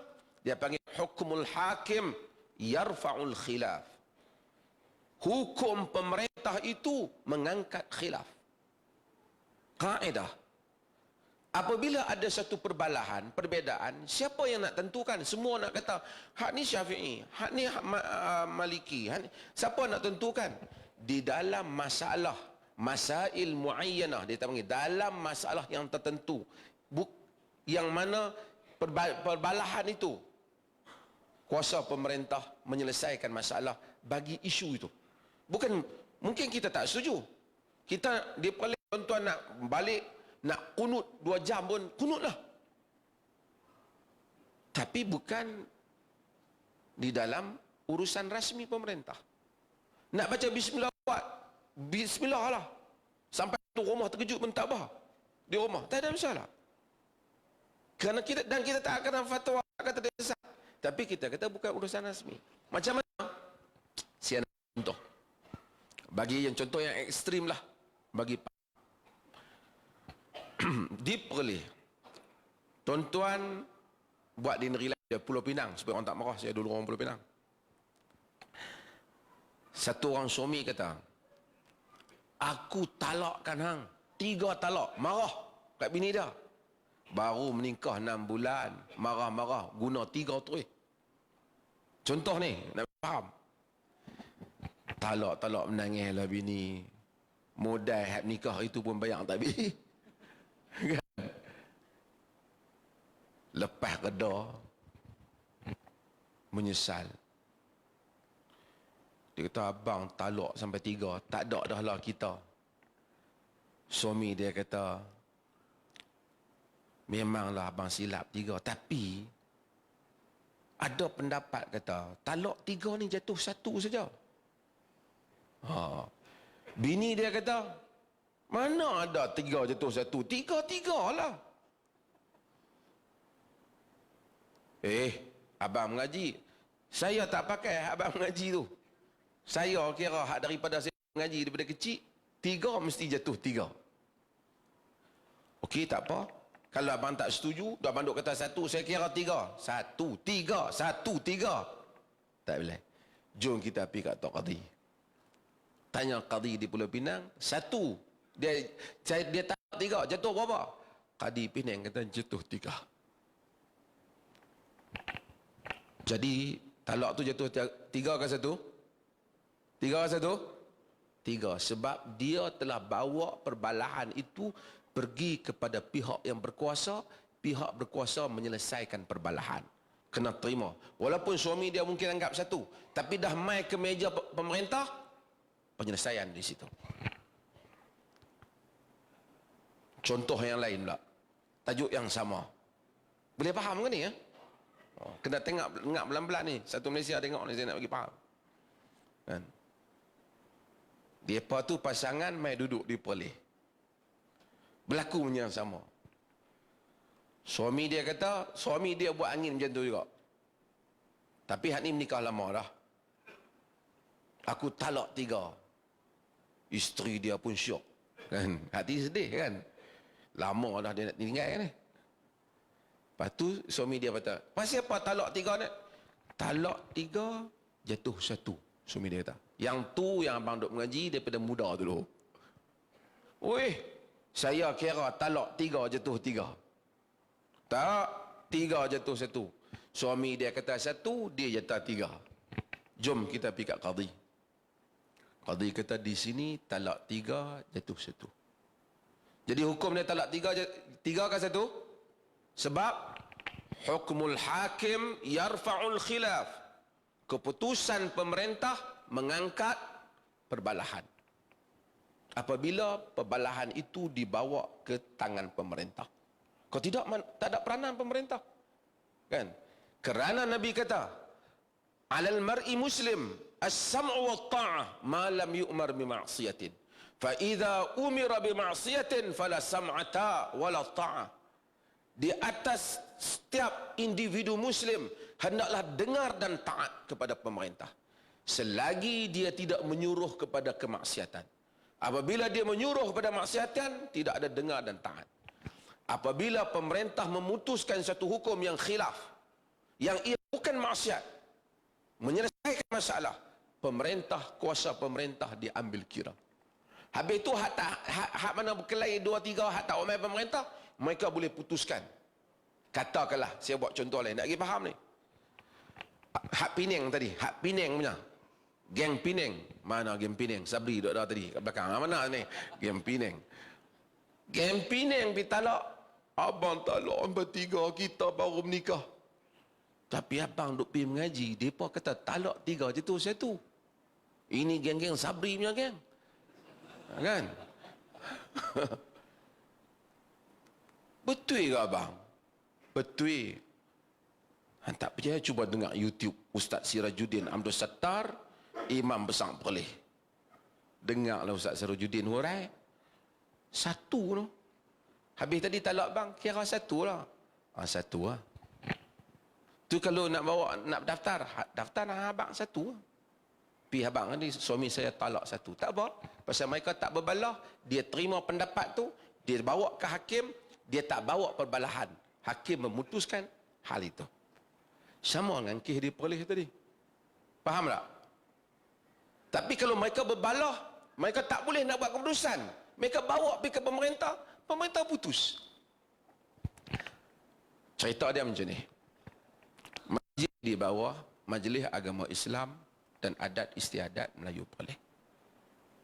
Pengurus di masjid itu ada pemerintahnya. Pemerintah itu ada majlis fatwa dia, bukan keputusan mufti, majlis fatwa yang dilantik oleh raja pemerintah. Cerita bismillah pelan di Perlis ni bukan cerita zaman ni. Tahun 48 lagi tu. Tahun 30 lagi tu. Pemerintah telah bersetuju dengan pandangan fuqaha. Dan pandangan fuqaha yang dipilih oleh pemerintah Perlis ini pun bukan pandangan yang salah, pandangan majoriti dalam dunia ini. Dan untuk satu orang pergi lawan pendapat itu, yang mana tidak ada dalil, dia bukan jihad untuk boleh mereka takbir. Dia menghina takbir. Takbir membesarkan Allah. Hampa pergi buat benda yang salah, menentang pemerintah dalam benda yang Tuhan tak benar. Kalau dia kata pemerintah istiakan semayang Jumaat ataupun semayang Zuhur hanya 3 rakaat saja, boleh lawan. Hak tu semua ulama sepakat salah. Ataupun kita istiharkan semayang maghrib kita tak buat, kita tinggal 4 ni pasal kita sibuk. Dia memutuskan dalam perkara yang memang dia mempunyai dalil dan alasannya, dan dia tak menafikan tentang alasan orang, tapi itu pilihannya. Motor tuan-tuan, road tax tuan-tuan bayar, beli pun tak hutang. Naik atas jalan, dia kata buka lampu. Dia kata, punya pasal motor saya tuan. Punya pasal hampir mahkamah. Faham? Kereta kita beli, road tax kita bayar, hak kita punya tak petikai, kita pun pecut 160. JPJ tahan, bawa lebih. Tuan, ini bukan kereta tuan, kereta saya. Hang bawa lebih pun kereta saya, mati pun saya. Tentang masalah mati seorang tak apa, kacau orang. Tetapi walaupun kereta dia, road tax dia bayar, pemerintah mempunyai hak untuk memutuskan apabila dia naik di atas jalan awam yang membabitkan urusan pemerintah. Faham tak ni? Bukan cerita fiqh. Apabila ia masuk ke masjid yang mempunyai pihak pentadbirnya, mempunyai pemerintahnya, ulul amrinya, pemerintah itu bukan buat dengan sewenang-wenang dengan tongku sanak-sanak fikir, saya nak buat. Tak. Dia merujuk kepada ahli-ahli fatwanya, ada majlis fatwanya, ada alasan yang mereka berikan, ada hujah dan sandarannya. Wajib kepada rakyat mentaati dalam urusan itu, kerana ia bukan maksiat. Siapa yang boleh kata bismillah pelan itu maksiat dan dosa besar? Bagi tahu. Ni 3 mazhab bismillah pelan. Ada mazhab tak bismillah langsung. Siapa yang boleh kata bahawa tak kunut itu adalah haram di segi Islam? Hatta Imam Syafi'i tak mewajibkan kunut. Dia pergi ke Iraq, dia tidak berkunut. Dia kata ahtarimu sahibu hadzal makan, aku menghormati tuan tempat ini, Muhammad Hasan Asy-Syaibani daripada mazhab Hanafi. Dia tak kunut. Sebab bukan hujah dia tak lebih kuat. Asy-Syafi'i akhirnya mempengaruhi Imam Ahmad, mempengaruhi orang lain. Tetapi oleh kerana ketika itu pemerintah bersama dengan Muhammad Hasan Asy-Syaibani. Muhammad Hasan Asy-Syaibani merupakan penasihat kepada kerajaan Abbasiyah dan mengambil fatwa-fatwa daripada Muhammad Hasan Asy-Syaibani. Dan ketika itu Imam hormat kerana ini adalah pilihan pemerintah. Kalau betul nak ikut Imam Syafi'i, orang perlih, alhamdulillah sekarang yang saya tahu, dia pergi ke negeri lain, tu imam kunut, dia kunut juga, dia angkat. Walaupun mungkin dia tak angkat pun, dia tak kata subhanallah, dia tak kata. Sebab itu saya boleh puji orang perlih di sudut kematangan ni. Aku hari pertama nak balik masjid pasal tak kunut tu, dia pun ketua rombongan buat package umrah juga. Awak yang hampir bawa orang sampai 2 minggu tak kunut tu di Mekah tu, kalau betul-betul tak kunut salah. Pergi umrah pecah mahal tu, tak kira tak bayar balik umrah tapi ini semua permainan politik. Boleh pergi umrah semayang, basah imam, bismillah pelan, kunut pun tak ada, zikir pas semayang pun tak dengar. Apa lagi yang tak sama dengan perlih, abang Ahmad? Zikir hak nak baca pun tak depan, sekurang-kurangnya perlih tak kat depan macam ni. Tak ada siapa komplain. Allah 2 minggu semayang rasa tak puas, iman rasa tak mai. Tu imam baca pelan. Balik elok, masya-Allah. Beli kurma pula banyak balik mai. Ini semua emosi, permainan. Oleh sebahagian orang yang bermain, sebahagian orang kampung yang tak tahu terikut-ikut. Kalau betul bismillah pelan itu sesat, jangan pergi Mekah. Ha? Bukan saya marah, saya habaq. Saya bukan marah, kata Piramli. Apa? Nasihat. Tentu faham tak? Macam tu lah balik habaq. Bukan cerita dia nak keluar dalil. Lepas orang kata nak keluar dalil. Tak apa, nak keluar dalil pun boleh. Nak main pejabat keluar dalil pun boleh. Bukanlah saya nak tunjuk kata saya pun hafal dalil. Tapi kita tak balah lah benda-benda macam ni. Dah lama masalah ni. Tapi kita cerita kuasa ulul amri. Tuan-tuan tahu, sebahagian dapat duit zakat. Dapat duit zakat ni, ada ulama khilaf, yang ni boleh bagi, yang ni boleh bagi, yang ni tak boleh bagi. Tapi yang sebahagian pakat tang duit zakat ni semua pakat ambil. Padahal keputusan bagi tak bagi pada orang ni boleh dapat tak boleh dapat tu ijtihad pemerintah ya. Ulul amri yang menguasai dia zakat, dia kata fulan dia bagi. Berdasarkan pada keyakinan dia termasuk dalam kategori tu. Pasal apa tak tanya? Kita ni tak dah boleh ni. Oh, dia tak tanya dah mazhab Syafi'i kata apa. Mal mustafad. Mal mustafad tidak ada zakat dalam mazhab Syafi'i.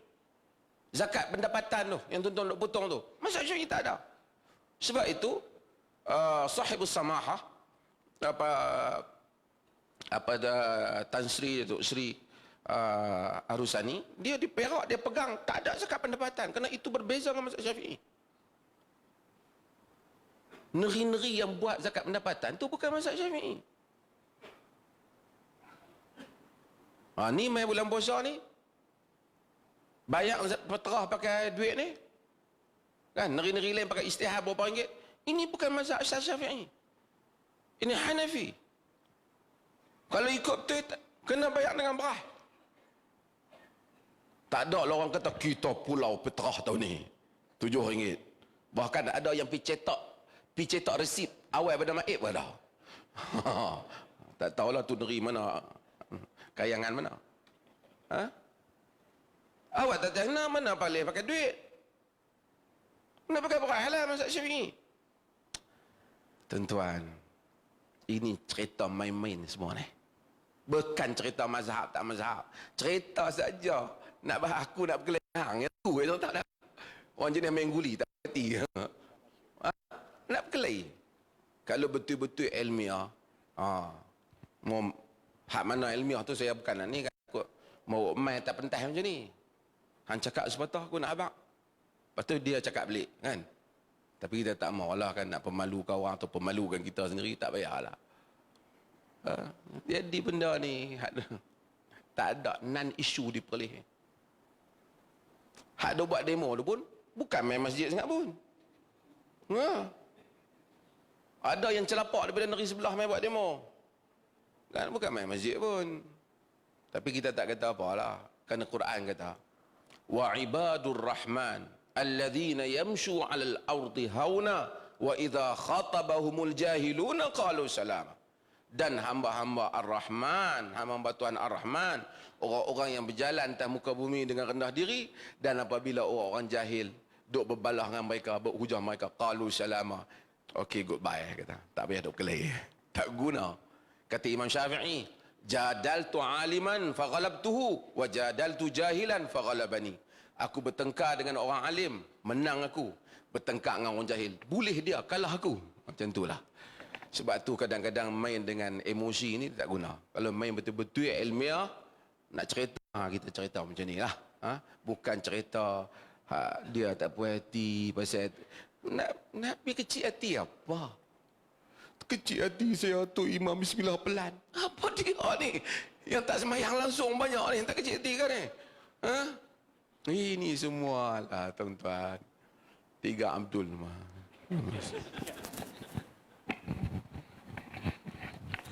Ya, terima kasih Datuk Mufti.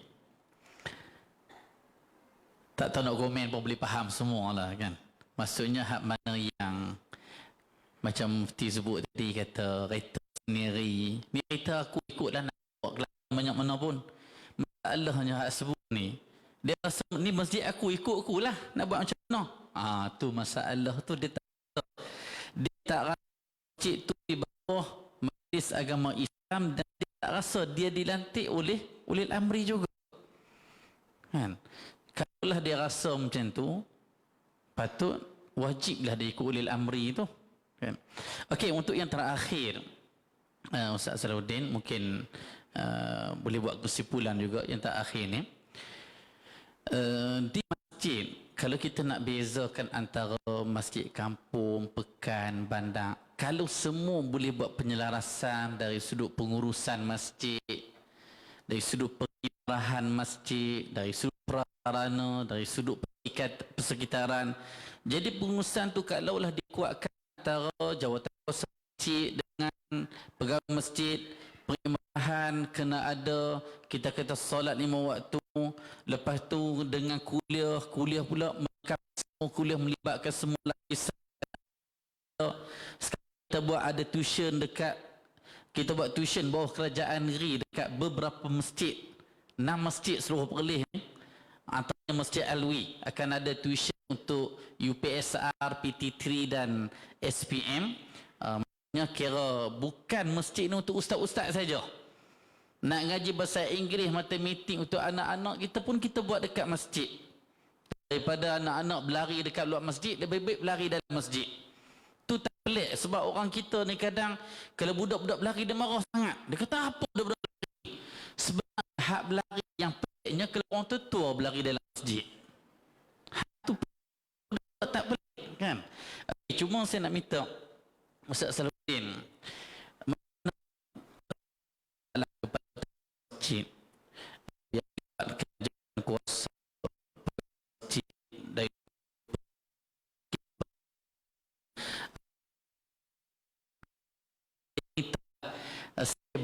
di Kuala Lumpur, di Kuala Lumpur masjid dari masjid, rumah imam, ada pejabat, ada sekolah agama, ada kafe. Walaupun masjid boleh ada kafe pun ada sekolah pun ada, macam masjid negeri ada tadika kan. Kita mula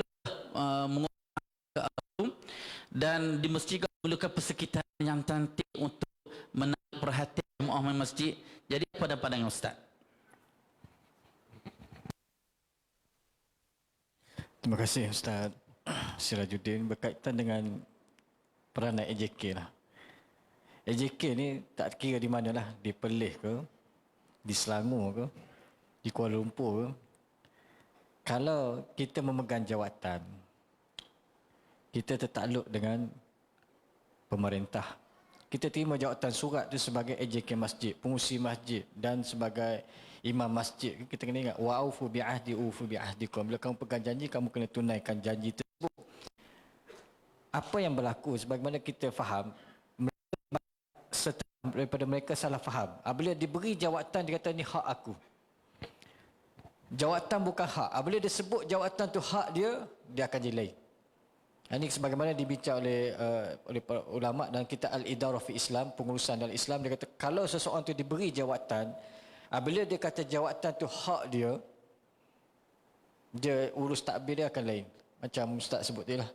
Dia kata apabila jawatan agama keluar arahan, macam Datuk Mufti keluar arahan, dia bukan kata ini masjid aku, ikut aku punya suka. Dia dah langgar janji dia dalam akad dia terima jawatan tersebut. Sebenarnya jawatan yang kita terima itu ialah tanggungjawab. Apabila kita letak sebagai tanggungjawab, yang ini akan mengurangkan timbulnya berpuak-puak. Sebab kita tanggungjawab kita wa'tasimu bihablillahi jami'a wa la tafarraqu. Itu nyatakan surah Al-Imran. Berpeganglah pada tali Allah, jangan pecah belah. Maknanya itu peranan AJK masjid, jangan orang berpecah. Kita kena cari kaedah untuk orang tidak berpecah datang masjid. Tengok AJK berpecah dulu. Ini salah. AJK berpecah dulu. Lepas tu dia bincang macam mana kita nak guling pengurusi pula. Sini tak ada kot. Saya cerita surau saya, masjid saya. Saya boleh suruh letak jawatan. Dia kata, Ustaz, saya nak Ustaz keluar surat hari ni, Ustaz letak jawatan. Saya letak jawatan. Ustaz letak jawatan Ustaz sendiri. Sebagai imam di masjid ni. Saya kata, macam mana saya letak? Saya dilantik oleh mufti wilayah. Ustaz tulis surat dekat mufti wilayah, kata Ustaz tak nak jadi imam. Sudah. Saya termenung, saya lihat pada pengurusi ni. Saya kata pengurusi datang jumpa saya ni, pengurusi lain, pengurusi dipilih. Saya tak dipilih, saya dilantik. Takkan saya nak pergi jumpa mufti, saya bagi surat, saya nak letak jawatan ini, mufti akan tanya saya. Kata awak lah tulis surat. Tulis surat, apa kesalahan saya, senaraikan, hantar kepada mufti. Dia kata tak berani. Mana dia ada berpuak-puak. Itu salah kita. Sebab itu kita lihat satu artikel yang ditulis dulu oleh Ashaq Shukri pada 1925 tu, dia tulis satu tajuk cukup menarik. Machine gun lawan senapang. Dulu tulisan dalam bahasa Jawi, machine gun lawan senapang. Dia nak cerita apa? Nak ceritanya dalam situasi di kampung, Walaupun kita nak betulkan keadaan di masjid dan kita berdepan dengan machine gun. Sebab peluru tu banyak tembak. Kita ni senapan, peluru satu. Sebab mulut kita satu, yang mulut lain tu ramai. Itu masalah AJK, itu dibincang. Dia tulis itu saya cukup menarik. Dia kata, cara Pak Lebay nak isap darah orang kampung. Waktu tu dia mula bergaduh di kampung. Dia cerita dalam tulisan dia tu. Dia kata, Pak Lebay ni, dia cara dia nak isap darah orang kampung ni, dia berpakat dengan AJK lah. Dia menetapkan solat jenazah, rumah jauh, bayar 5 pusing. Rumah dekat, bayar 2 pusing. Dulu mahal tu. Doa kepala mayat RM1. Ini maknanya dia melanggar apa yang ditetapkan oleh pemerintah. Maknanya kita nak buat sesuatu tu, kita kena ikut arahan yang telah ditetapkan oleh pemerintah. Kalau dipelih, maknanya dikeluarkan arahan oleh Jabatan Agama Islam Perlis atau Majlis Agama keluarkan arahan, kita sebagai AJK masjid, kita pengurusi masjid dan terlibat yang terima surat pelantikan tersebut, kita sudah terikat dengan peraturan tu. Ini sebagai seorang Islam. Kita bercakap kita sebagai seorang Islam, ini tanggungjawab kita ialah dah terima apa yang perlu kita laksanakan daripada arahan yang datang kepada kita. Itu dari segi sudut kita sebagai seorang Islam. Kalau kita nak buat sesuka hati, kita tak boleh. Kita mesti kena tanya Jabatan Agama juga. Boleh tak kami nak buat begini, menyalahi tak peraturan ini? Walaupun kita sudah mesyuarat, kita kemukakan pada Jabatan Agama untuk mendapat pandangan yang kedua. Sebab bila kita buat dulu tanpa tanya, dia jadi macam ni lah. Orang modified kereta. Yang ni Proton juga, dia modified Proton dia tu nak jadi macam Mitsubishi Lancer, Evo ke apa. Nak jadi Evo, dia bawa dengan penuh cermat. Nak masuk kanan bagi signal. Ikut kelajuan, sini 80 dia lari 80. Tapi kereta tu dia modified dengan sportnya semua sampai kat JPJ dia tahan. Dia tak, saya bawa semua ikut peraturan, semua baik. Kenapa kena tahan? JPJ kata kereta ni tak ikut spek yang asal, tak ikut peraturan. Tu kena saman tu. Begitu kita dalam hal urusan ni, mesti ada, kita tata cara kerja tu ada. Jangan kita langgar tata cara tersebut, walaupun kita nak buat benda baik, tapi tata cara tu tetap ada. Begitu dalam hal ibadat. Seronok kita modify ibadat. Tak ikut yang diajar Rasulullah sallallahu alaihi wasallam. Maka kita sentiasa berada dalam keadaan sangkaan Tuhan terima kok. Yahsabuna annahum yusinu sun'a. Allah sindir dan surah kafir. Mereka sentiasa sangka mereka buat yang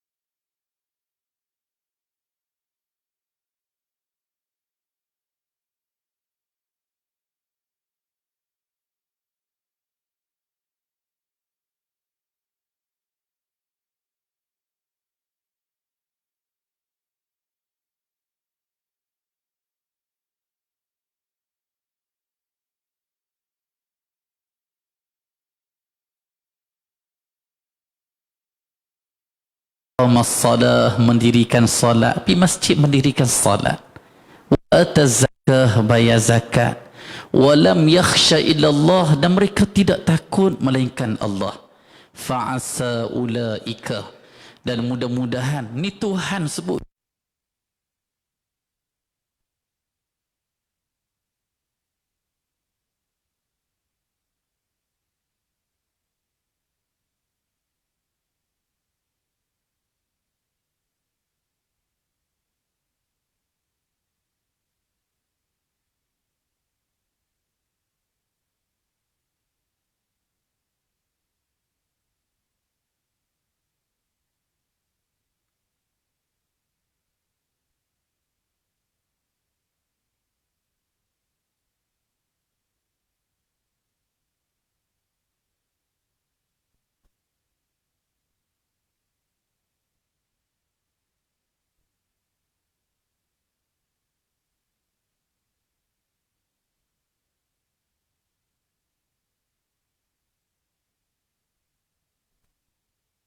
Akan membawa satu rangkap pantun untuk dikongsi bersama pada malam ini insya-Allah. Terlebih dahulu saya memohon ampun, saya minta maaf jika ada terkasar bahasa, terlanjur bicara di sepanjang mengendalikan majlis sebentar tadi. Sesungguhnya yang terbaik itu hanyalah milik Allah Subhanahu wa taala. Yang terkurang, yang tersilap itu adalah daripada kelemahan diri saya sendiri. Ampun tuanku, di atas dahan burung tempur melihat rusa tepi pergi. Salam perpisahan untuk semua. Di lain masa bersua lagi. Saya tangguh majlis dengan lafaz wabillahi taufiq wa hidayah. Wassalamualaikum warahmatullahi wabarakatuh.